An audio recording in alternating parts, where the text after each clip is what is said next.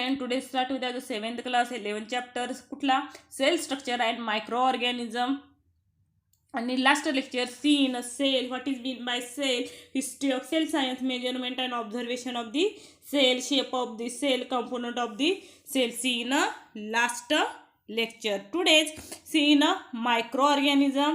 See as a let's recall always question of the previous standard. Let's see the first question. What is meant by microorganism? मायक्रोऑर्गॅनिझम म्हणजे काय? सूक्ष्मजीव कशाला म्हणलं जातं म्हणजे किंवा सूक्ष्मजीव म्हणजे काय हे गेल्या वर्षी झालेलं आणि ह्याचा आन्सर दिलेला सुद्धा आहे, सांगेन मी नंतर. बघा second question. Category the following organism into 2 group. खाली काही कॅटेगरीज दिलेत आणि त्याचे 2 ग्रुपमध्ये डिव्हिजन करायचं आहे अकॉर्डिंग टू साईज, त्याच्या साईजनुसार. हे सुद्धा झालेलं आहे. कुठले? अमिबा, पॅरामेशियम, इग्लिना, एलिफंट, स्नेल, पिजन, वॉर्म्स. ह्याचं काय करायचं आपल्याला? 2 ग्रुपमध्ये डिव्हिजनमध्ये विभाजन करायचं आहे. कशा प्रकारे? त्याच्या आकारानुसार, to size.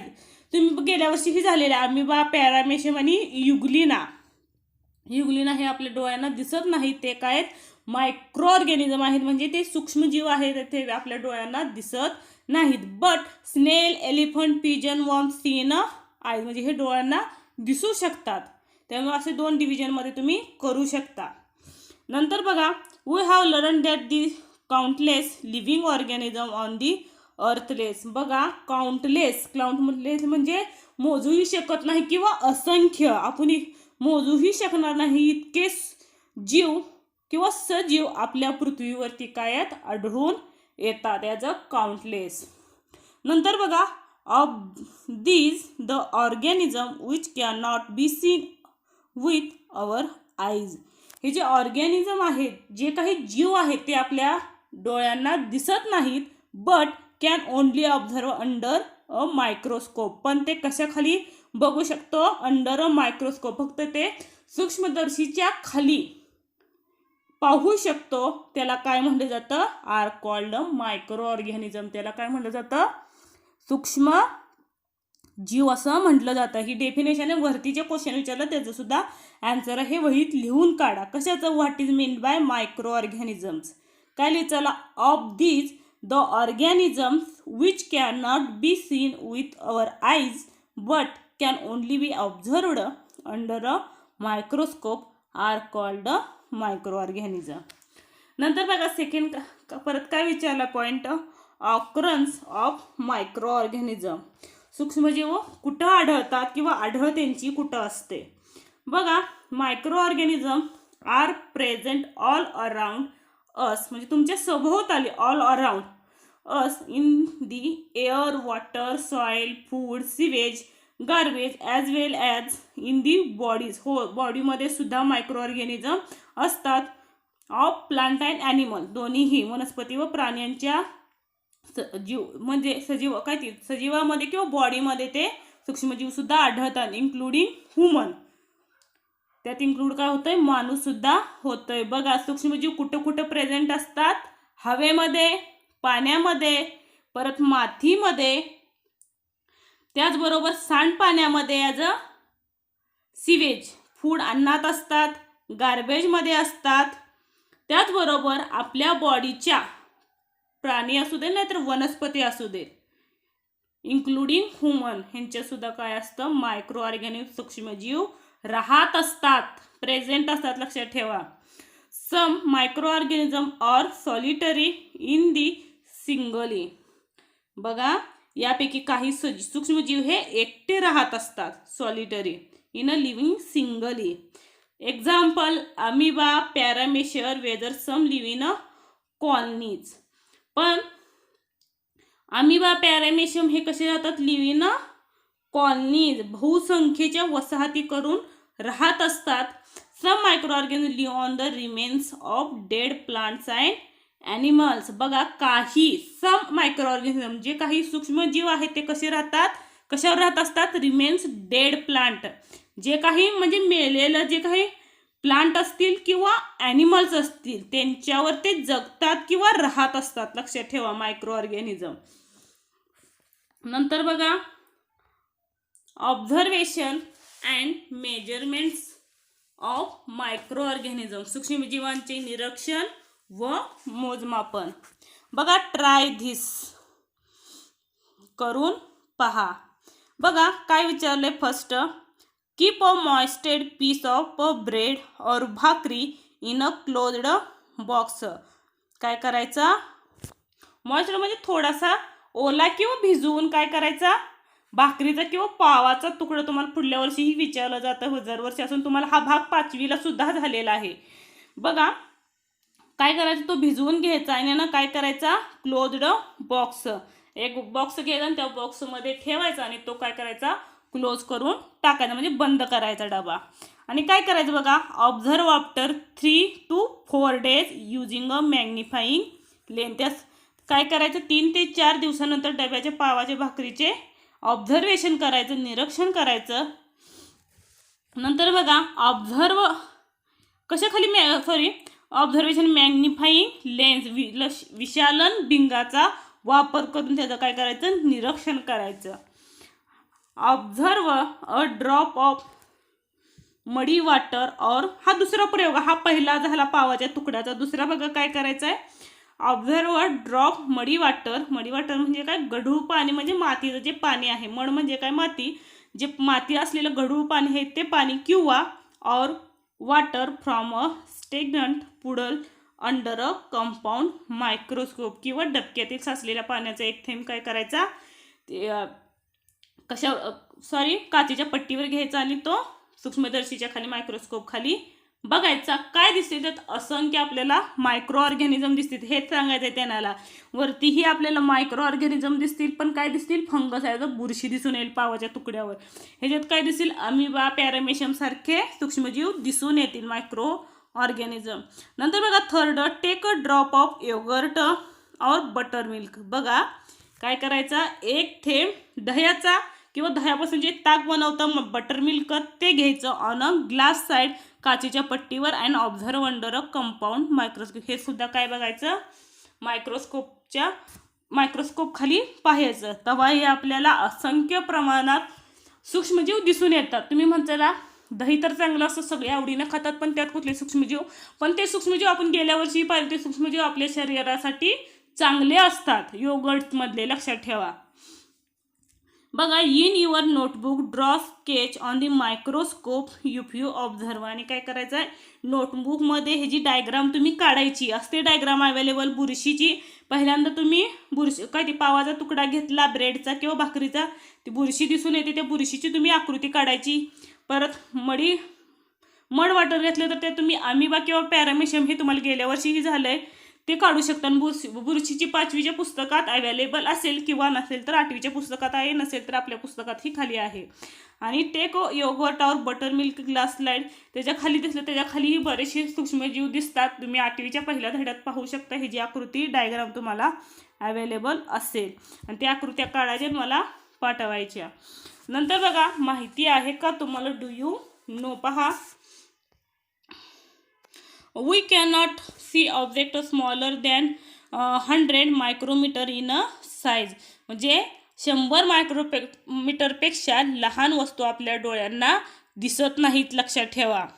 With our eyes, so we make glass slides on a microorganism and observe under compound microscope. ते तुम्ही काय करू शकता, ग्लास स्लाइडवर घेऊ शकता, काचेची एक पट्टी असते, त्या पट्टीवर घेऊ शकता, आणि त्याच्या साहाय्यानं आपण मायक्रोस्कोप म्हणजे सूक्ष्मदर्शीच्या खाली पाहू शकतो. तर ते आपल्याला सूक्ष्मजीव इझिली दिसून येतात. नंतर बघा, how ever the magnification of 1000 into proves to be insufficient than the need to use an electron microscope to observe the micro organism. म्हणजे 1000 पटीचे वर्धन अपुरे ठरत असेल तर काही सूक्ष्मजीवांच्या निरीक्षणासाठी मात्र इलेक्ट्रॉन सूक्ष्मदर्शीचाच वापर करावा लागतो. त्याशिवाय ते सूक्ष्मजीव आपल्या डोळ्यांना दिसत नाही. ते त्याप्रमाणे त्याच्यात लेन्स बसवलेले असते, लक्षात ठेवा. तुम्ही म्हणता सूक्ष्मदर्शीच्या खाली, कारण आपल्याला एवढं माहिती नसतं, पण सूक्ष्मदर्शीला तशा भिंग बसवले असतात, लेन्स बसवले, त्याच्यामुळे ते आपल्याला दिसून येतात. नंतर बघा, साईज ऑफ सम मायक्रोब्स, काही सूक्ष्मजीवांचे आकार. पॅरामेशियम माहिती आपल्याला, आकृती गेल्या वर्षी झालेल्या. About 100 micrometre. त्याची साईज केवढी असते? सुमारे 100 मायक्रोमीटर एवढी असते. नंतर बॅक्टेरिया ऑफ टायफॉइड, ज्यामुळे आपल्याला टायफॉइड होतो बॅक्टेरिया झाल्यामुळे, ती किती असते? 1 to 3 मायक्रोमीटर एवढी साईज असते. कशाची? बॅक्टेरिया ऑफ टायफॉइडची. नंतर पोलिओ व्हायरस, पोलिओचे विषाणू जे आहे, व्हायरस म्हणजे काय? विषाणू, ॲज अ 28 नॅनोमीटर. नॅनोमीटर हे मायक्रोमीटरपेक्षा सूक्ष्म असतात, हे आपण पाहिले. त्याच्यामुळे 28 नॅनोमीटर हे अतिशय सूक्ष्म आहेत आकाराने. नंतर बघा मायक्रोस मेजर लेस दॅन 100 मायक्रोमीटर, म्हणजे सूक्ष्मजीवांचा आकार हा 100 मायक्रोमीटरपेक्षा लहान असतो. हे अगोदरही वरती पाहिले आणि आताही सांगितलं त्याने.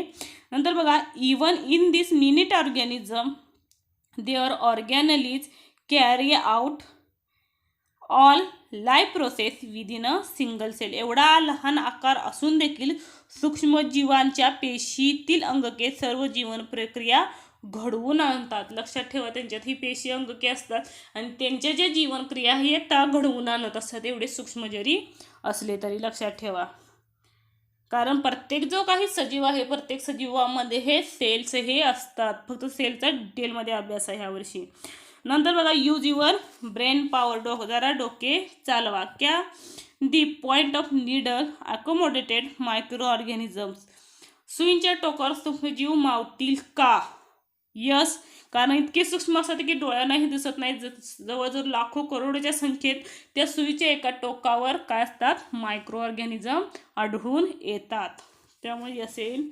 नंतर बघा नेचर ऑफ मायक्रो ऑर्गॅनिझम, सूक्ष्मजीवांतील स्वरूप. बघा among this sketch have a draw do you find any micro organism you below.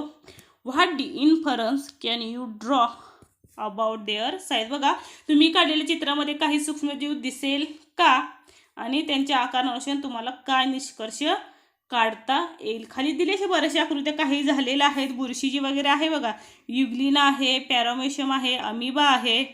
जे तुम्हाला माहिती आहे त्याची तरी आकृती काढा. याच्यात विषाणू व्हायरस सुद्धा आहेत बघा, काय काय. हे सगळं मायक्रोच आहे. जेवढे जमतील तेवढे आकृत्या काढा. आणि ह्याच्यामध्ये रेड ब्लडमध्ये सुद्धा आढळणारे व्हायरस दिसून येतात. आकृतीचं व्यवस्थित निरीक्षण करा आणि आकृत्या जेवढ्या जमतील तेवढ्या ट्राय करा आणि त्याला नावं देण्याचा प्रयत्न करा. शोधून काढा. कुठून शोधून काढणार? तुम्ही जर गुगलवरती सर्च केलं तरी तुम्हाला नावे मिळून जातील. Variety of microbes. नंतर बघा some micro organism like a fungus, म्हणजे बुरशी, that grows on a braid or strand of algae in a pond of multicellular.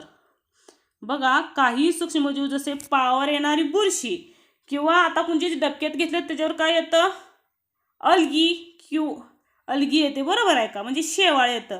हे तंतू कसे आहेत? बहुपेशीय सूक्ष्मजीव आहेत, बरोबर आहे का?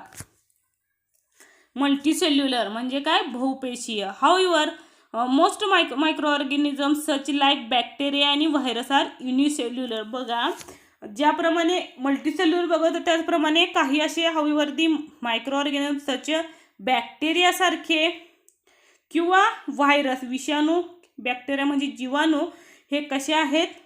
एक पेशीय व्हायरस आहे, सॉरी मायक्रो सूक्ष्मजीव आहेत. काही मल्टीसेल्युलर सूक्ष्मजीव आहेत तर काही युनिसेल्युलर मायक्रो ऑर्गॅनिझम आहेत. बघा दे हॅव, अगोदर आपण बघितले ते मल्टीसेल्युलरचे होते बघा, प्लांट सेल आणि ॲनिमल सेल. जे तुम्हाला काढायचं म्हटलं तर युकॅरियोटिकमध्ये, बरोबर आहे का?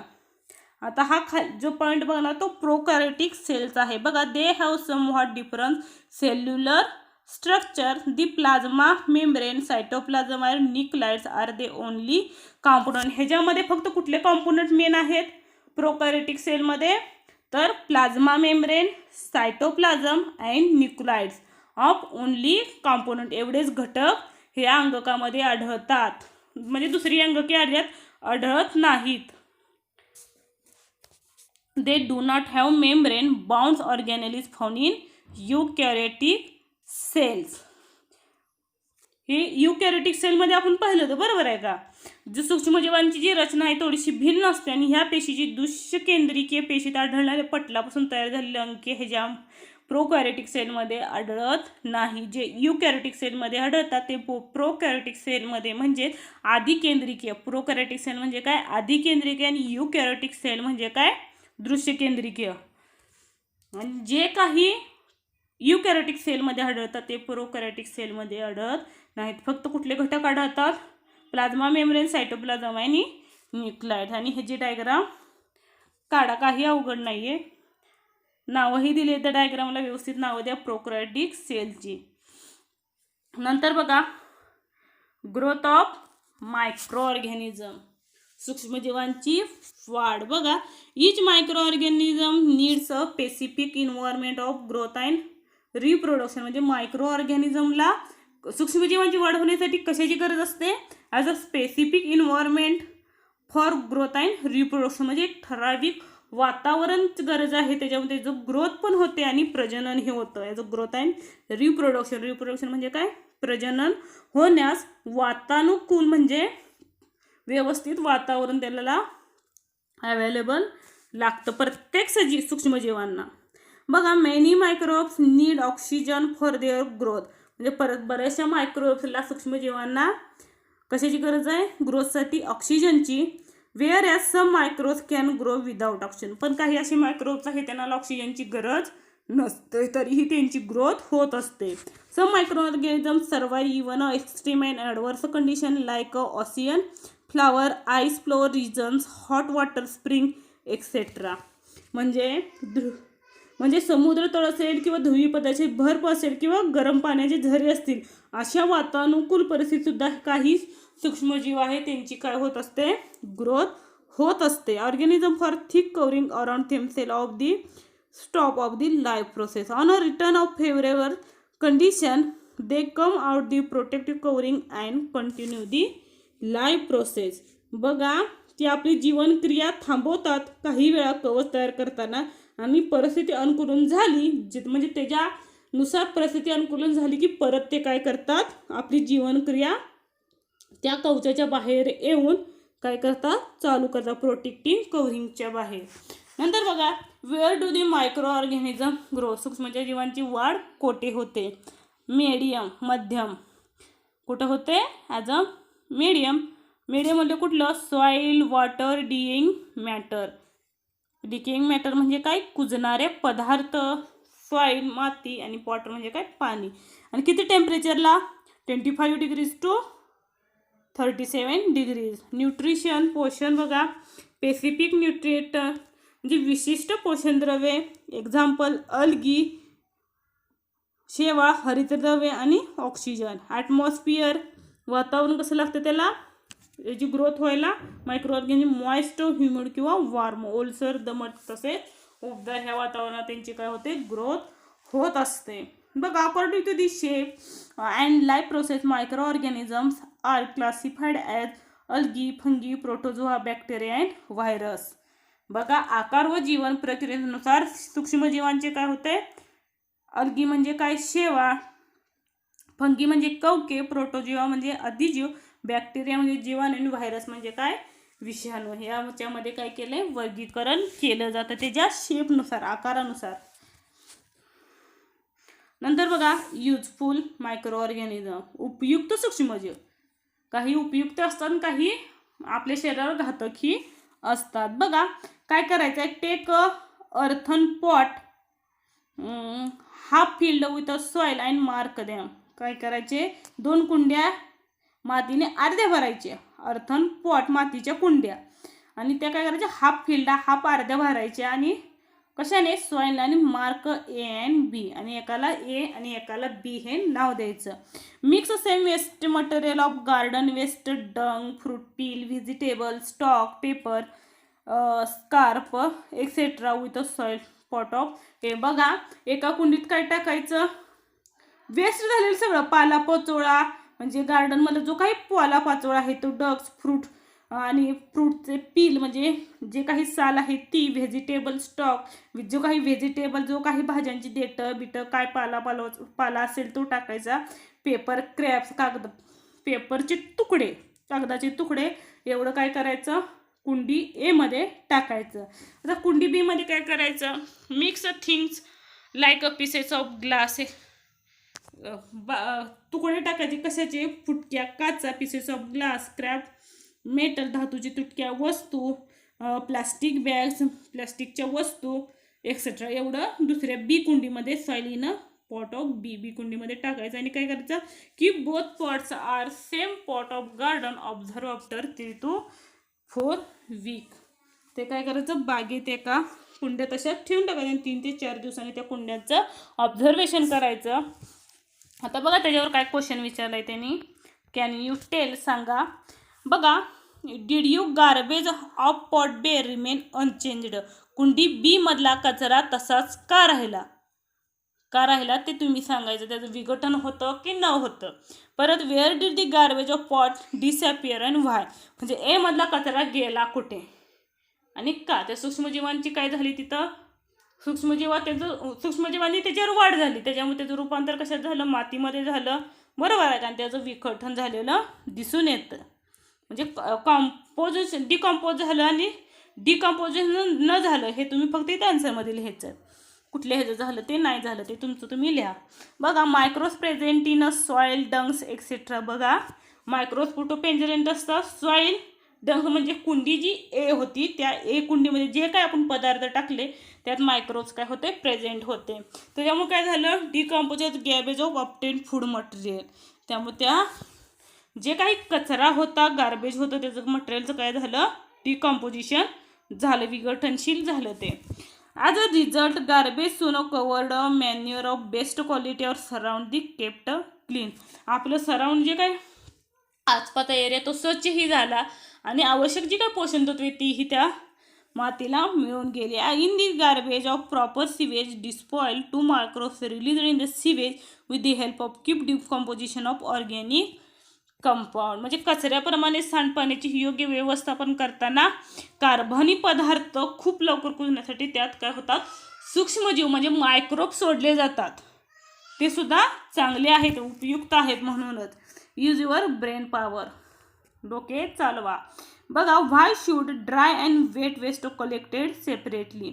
आपल्याला माहिती आहे काही ठिकाणी काय करतात, कचरा गोळा करतात, पण ते कचरा गोळा करताना काय करतात, ड्राय म्हणजे जो वाळलेला कचरा आहे तो वेगळा गोळा केला जातो आणि वेट वेस्ट आणि जो ओलसर कचरा आहे तो वेगळा जमा का केला जातो आणि का करावा, त्याचे काय फायदे आणि तोटे ते लिहून काढायचे.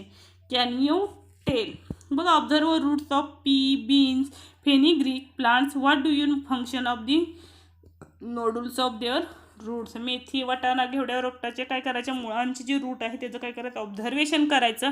आणि मुळावर गाठी कशासाठी असाव्यात, त्याच्या मुळावर गाठी कशासाठी, हे झालेला भाग आहे तुम्हाला प्लांटमध्ये. बघा, आठवून 4-5वा टॉपिक असेल.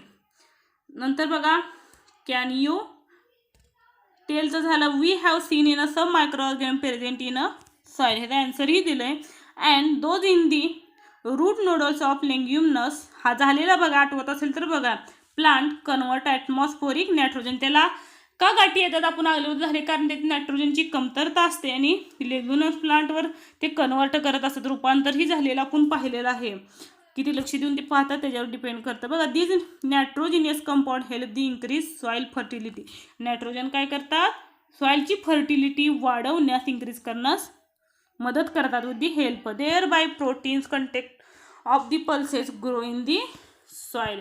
या सगळ्यामुळे काय होते, जमिनीची सुपीकता वाढते व कडधान्यातील जी काही प्रथिने प्रोटीन्स असतात ते ग्रोथ होण्यास, वाढण्यास मदत करतात.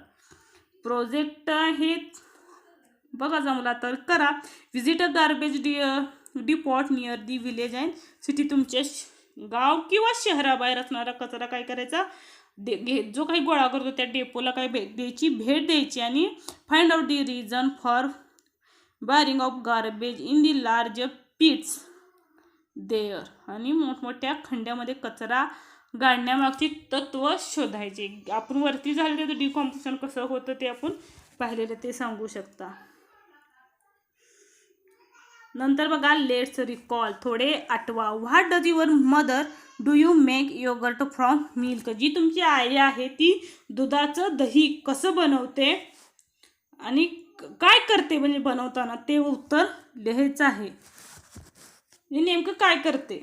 बरोबर आहे. इफ बघा, if you few drops of yogurt or butter milk, आपल्याला माहिती असेल किंवा काही जणांना माहिती नसेल. बघा काय आन्सर येईल. If you drop of yogurt or butter milk are mixed with lukewarm warm milk and it kept of temperature of 8 to 10 hours. काय करते तुमची आई, काय करते, फ्यू ड्रॉप्स योगर्ट किंवा बटर मिल्क, एक छोटासा थेंब कशाचा घेते, दह्याचा किंवा ताकाचा घेते आणि लिक्विड वॉर्म म्हणजे कोमट दुधात तो थेंब काय करते, टाकते. कशाचा, योगर्टचा किंवा बटर मिल्कचा.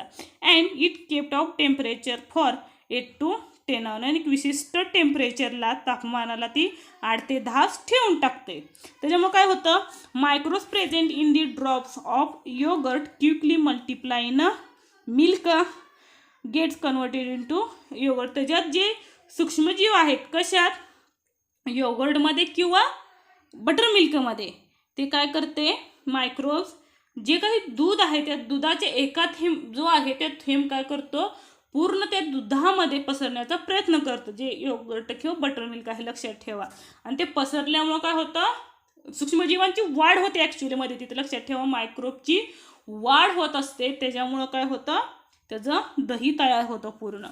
आणि हे सूक्ष्मजीव आपल्या शरीरासाठी चांगले असतात, लक्षात ठेवा. Microbes are the useful for producing milk product like butter milk, butter आणि चीज एक्सेट्रा. म्हणजे ताक, जी लोणी, चीज व इतर दुग्ध पदार्थांची निर्मिती करण्यास अशा प्रकारे सूक्ष्मजीवांची उपयुक्तता होत असते, लक्षात ठेवा. बरंचसं बनवलं जातं, श्रीखंड असेल, आम्रखंड असेल, ते मला वाटतं हे दुधाच्या पदार्थापासून म्हणजे दही करून त्याचं बनवलं जातं. नंतर बघा, फर्मंटेशन, ह्याची व्याख्या आहे ती लिहून काढा तुमच्या वहीत. म्हणजे काय आता क्वेश्चन झाले तेही लिहा. बघा काय आहे, the chemical process of conversion of one type of carbon compound into another type of carbon compound by action of micro organism is called fermentation. जी काय आता बघून बघितलं, दुधाचं दही करणं ते होत असताना काय होतं, एक थेंब टाकतो, बरोबर आहे का, एका थेंबापासून असंख्य सूक्ष्मजीवांची वाढ होते आणि त्याच्यापासून दही तयार होतं, बरोबर, ते पूर्ण दुधाचं. तेच सांगितलंय, the chemical process of conversion of one type of carbon, म्हणजे एका कार्बनी पदार्थाचं काय होतं, दुसऱ्या कार्बनी पदार्थात रूपांतर होण्याच्या रासायनिक क्रियेला किणव, आंबवणे किंवा कुजवणे असंही म्हणलं जातं, बरोबर आहे का. आपण काय करतो, काही वेळेला बघा, इडली करतो, डोसा करतो, उत्तप्पा करतो, ते करण्यासाठी काय करतात, किंवा काही बरेचसे पदार्थ असतात ते काय करतात, आंबवले जातात. दॅट मीन्स ऑफ फर्मंटेशन केलं जातं, लक्षात ठेवा. काही प्रोसेस चांगल्या आहेत, त्या काही वाईटही आहेत. बघा, ते chemical process of conversion of one type carbon compound into another type of, म्हणजे दुसऱ्यात रूपांतर करणं, एका रूपातून दुसऱ्या रूपात घातलं कार्बन कंपाऊंडमध्ये, the action of micro organism, कशाचं, सूक्ष्मजीवांचं, त्याला फर्मंटेशन म्हणतात. किणव कशाला म्हणलं जातं, किणव म्हणजेच काय, आंबवणे, कुजवणे पद्धत असते. बघा, ह्या प्रोसेसमध्ये काय होतं, heat is generated in the process, carbon dioxide and some other gases are released. ह्याच्यामध्ये काय रिलीज होतं, कार्बन डायऑक्साईड आणि some other gases are released. ह्या प्रोसेसमध्ये म्हणजे उष्णता निर्माण होऊन काय होतं, कार्बन डायऑक्साईड व इतर वायू तयार होतात आणि हे वायू पदार्थामध्ये आकारमान वाढतं. म्हणजे बघा, ते gases of increase in volume, त्याचं आकारमान वाढलं जातं. बघा, तुम्ही सुद्धा जेव्हा दुधाचं दही करता किंवा इडलीला जे पीठ बनवलं जातं, रात्री ठेवलं जातं आणि सकाळी ते पीठ काय होतं, त्याची जी व्हॅल्यूम आहे तुम्ही चेक करून बघा, ते काय होते, वाढली जाते. Example, bread of idli butter are the two rise to process of, हे एक्झाम्पल दिले आहेत. ब्रेड डप आणि म्हणजे पाव किंवा इडली, हे पीठ जेव्हा फुगलं जातं, ते ब्रेड बनवताना किंवा इडली बनवताना पावाचं पीठही फुगलं जातं आणि इडलीचंही फुगलं जातं. This process of fermentation is used for making yogurt from milk, producing alcohol from grains and fruits, bread for flour as well of production of acetic acid, citric acid, lactic acid, vitamins, antibiotic etcetera.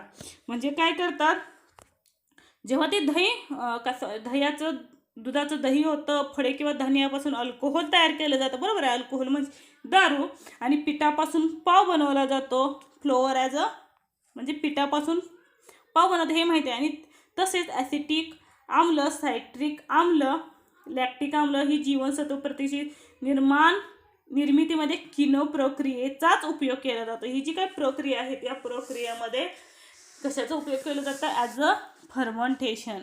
नंतर बघा use your brain power. बघा why is yogurt mixed in butter out of in making rava idli, bhatura आणि नान. बघा रवा इडली, भटुरा, नान यामध्ये दही का घालतात? का घालतात? ते फुगलं जातं काय केलं जातं ते तुम्ही लिहून काढा. बघा how do you preparation like yogurt, idli, dosa become easily to digest. बघा दही, इडली, डोसा हे पदार्थ पचण्यास हलके कसे बनतात? मग आपण म्हटलं जातं इडली खाली की हलकं जाणवतं, पण ते का जाणवतं, कशामुळे जाणवतं? Because of fermentation. बघा याचा आन्सर ही असू शकतं खाली. बघा if microbes are allowed to grow up better डाब fruit juice etc. they break down a substance producing new compound as they grow multiply in them. म्हणजे धान्याचं पीठ आहे as a grow in a batter. परत फळांचा juice, बरोबर आहे का, फ्रूट ज्यूस एक्सेट्रा ह्याच्यामध्ये काय होतं? सूक्ष्मजीवांची वाढू दिल्यास स्वतःची वाढ व पुनरुत्पादन करताना हे सूक्ष्मजीव पदार्थाचे काय होते? अपघटन होते. म्हणजे त्याचं नाहीसे होतात आणि नवीन रासायनिक निर्मिती होते ह्या सूक्ष्मजीवांची. This microbial process is used in the production of various common foodstuff. आणि हा गुणधर्म लक्षात घेता आपल्या रोजच्या वापरात अनेक पदार्थामध्ये सूक्ष्मजीवांच्या पद्धतीने हे पदार्थ काय होतात? बनवले जातात. आता बघा पुढचा क्वेश्चन हा झालेला आहे. तुम्ही गेल्या वर्षी पुस्तक बघायचं आणि लिहून काढा. बघा बुक माय फ्रेंड पुस्तक माझा मित्र. बघा हू डिस्कवर्ड कुणी शोध लावला द प्रोसेस ऑफ फर्मंटेशन. किनोची प्रक्रिया कोणी शोधली? गेल्या वर्षी जर बघितलात तर त्यामध्ये तुम्हाला मिळून जाईल 7th चॅप्टर आहे. बघा हे जर कुणी डिस्कवर केलं फर्मंटेशनचं मला सांगा. चॅप्टर मी सांगते 6th स्टँडर्डचा 7th चॅप्टर. बघा some time when you are ill, तुम्ही काही वेळा काय पडता? आजारी पडता, बरोबर आहे का? When you are ill the doctor prescribes capsule or injection of medicine like penicillin. त्यावेळी डॉक्टर काय करतात? आजारी पडले तुम्हाला गोळ्या, औषधे किंवा इंजेक्शन देतात पेन्सिलिन सारखे, बरोबर आहे का? This types of medicine destroy of pathogens and regards of the growth. अशी विशिष्ट प्रकारची औषधे काय करतात? शरीरातील जे काही रोगजंतू आहे ते नाश करतात आणि त्याच्यापासून त्याची वाढ रोखतात. त्याला काय म्हटलं जातं? They are called antibiotic. त्याला प्रतिजैविके असे म्हटलं जातं. बघा antibiotics are produced with the help of specific microbes. म्हणजे विशिष्ट जातीचे जे सूक्ष्मजीव आहे त्याच्यापासून प्रतिजीविके म्हणजे अँटीबायोटिक हे बनवलं जातं. डिसीजेस लाईक बघा tuberculosis, typhoid, cholera etcetera which are previously considered incurable. म्हणजे हे जे आटोक्यात आणण्यासाठी काय करायची? पूर्वी असाध्य असणारे क्षयरोग माहिती आहे, लवकर त्याच्यावर आधार होत नव्हता. टायफॉइड, कोलेरा असे अनेक रोग ह्या म्हणजे अँटीबायोटिकमुळे काय होतात? बरे होतात. Come control of because of antibiotic.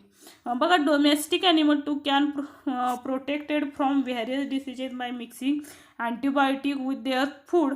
Plant diseases can also control with the help of antibiotic. बघा पाळीव प्राण्यांच्या अन्नात प्रतिजीविके मिसळून त्यांनाही म्हणजे त्यांच्याही जीवाचं संरक्षण होण्यासाठी प्रतिजीविके म्हणजे अँटीबायोटिक दिलं जायचं अन्नातून. आणि plant disease of control the help of antibiotic. वनस्पतीमध्ये होणाऱ्या रोगावरही म्हणजे काही वेळा रोग पडतो आपल्याला माहिती आहे वनस्पतीवर, त्यांनाही ते कंट्रोल करण्यासाठी अँटीबायोटिकचा यूज केला जातो. नंतर बघा ऑलवेज रिमेंबर नेहमी लक्षात ठेवा. बघा दो antibiotics are used for curing certain diseases. They can be harmful is used without counseling of physician. बघा अँटीबायोटिक हे युजफुल असलं म्हणजे आजारावरती तरी डॉक्टरांच्या सल्ल्याशिवाय म्हणजे फिजिशियनच्या परवानगीशिवाय वापरणं हे सुद्धा काय हार्मफुल म्हणजे काय घातक आहे, लक्षात ठेवा. त्यासाठी कुठलीही औषधं अँटीबायोटिक घेताना काय करायचे, डॉक्टरांचा सल्ला घ्यायचा. नाहीतरी आपल्याला सवय असते मेडिकलमध्ये जायचं, हेडेक झाला द्या, अंग दुखतंय द्या गोळी, ते काय होतं शरीरावर विपरीत परिणाम करतं किंवा आपल्या किडनीवरही काही वेळेला परिणाम करू शकतं, लक्षात ठेवा. त्यासाठी कोणतेही जे काही शेजारी फिजिशियन आहे ते फिजिशियनचा सल्ला घ्या, नंतरच तुम्ही अँटीबायोटिक घ्या. बघा, hence the course of antibiotic should be complete strictly following of doctor precipitation. म्हणजे जे काही डॉक्टरांनी जे काही सल्ले दिले त्याच्यानुसार तो डोस काय करायचा अँटीबायोटिकचा कंप्लीट करायचा. In fact we should not take a medicine in on a treat ultimate like body ache म्हणजे काय अंगदुखी, हेडेक, डोकेदुखी, कॉमन कोल्ड, सर्दी एक्सेट्रा. आपण काय करतो, अंगदुखी झाली, डोकेदुखी झाली, सर्दी, अशा औषधावर म्हणजे डॉक्टरांच्या सल्ल्याशिवाय कधीही औषध गोळ्या आणू नका हे सांगण्याचा प्रयत्न केला आहे. कारण त्याचा आपल्या डायरेक्टली बॉडीवर इफेक्ट करण्याचा प्रयत्न करत असतो किंवा बॉडीचे जे पार्ट आहे त्याच्यावर ते इफेक्ट करतो. त्यासाठी डॉक्टरांचा सल्ला घ्यायचा, मगच काय करायची औषधे घ्यायची. फाइंड आउट माहिती मिळवा.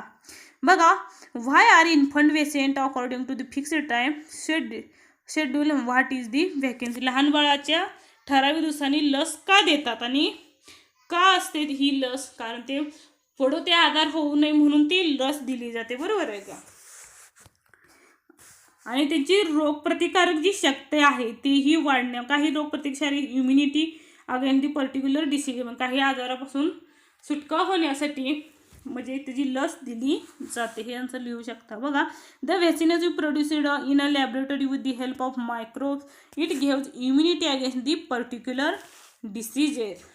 बघा, रोगप्रतिकारक क्षमता वाढवण्यासाठी प्रयोगशाळेत ही लस दिली जाते.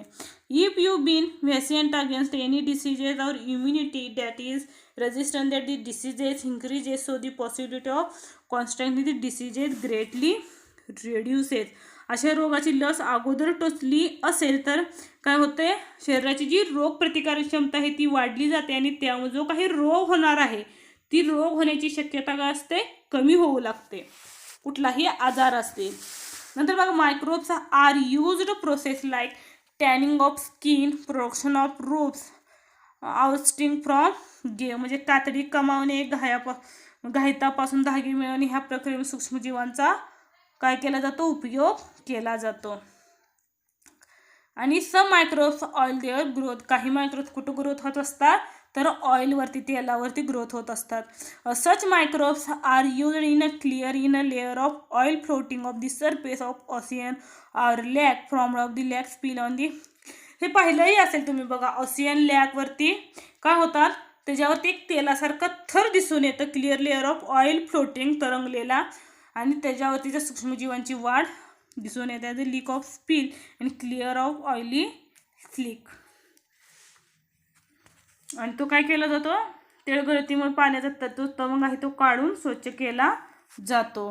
Form waste human urines or faeces wet garbage etcetera is collected and used in biogas plants and produce biogas of fertiliser. म्हणजे शेताला जो काही पालापाचोळा पहिला माहीत असेल त्याला काय म्हणलं जातं, बायोगॅस म्हणलं जातं. बघा, मलमूत्र घरातील जो ओला कचरा त्याच्यापासून काय तयार केलं जायचं, बायोगॅस यंत्र केलं जातं. या माध्यमातून काय होतं, जैववायू व खत निर्मिती तयार केली जात होती.